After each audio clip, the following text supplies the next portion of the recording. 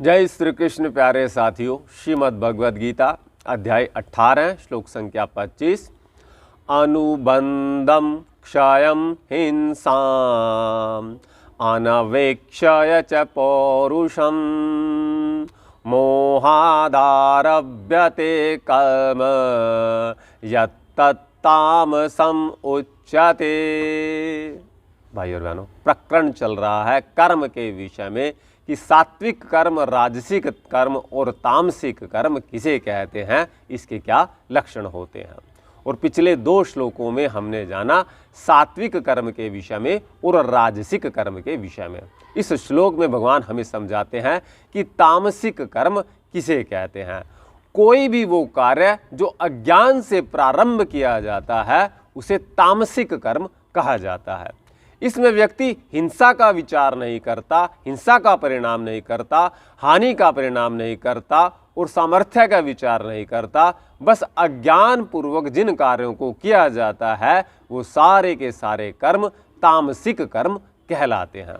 उदाहरण के द्वारा जब हम अपने कार्यों की सिद्धि के लिए किसी बेजुबान जानवर के गले को काट देते हैं तो साथियों आप समझ सकते हैं हमने इसमें हिंसा कर दी। और हम नहीं समझते हैं कि ऐसा करके हमारे को फायदा पहुंचने वाला है।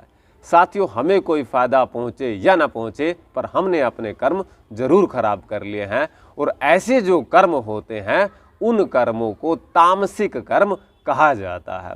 तामसिक कर्म में व्यक्ति मात्र अपना फायदा देखता है, उसे कोई मतलब नहीं कि दूसरे का इससे कोई नुकसान हो रहा है या नहीं। आपने देखा होगा बाजार में अनेक प्रकार के मिलावट वाले सामान बिका करते हैं, अनेक प्रकार की गंदी दवाइयां बिका करती हैं जिसके अंदर मिलावट पाई जाती है। तो आपने देखा होगा उन व्यक्तियों का मुख्य उद्देश्य क्या है?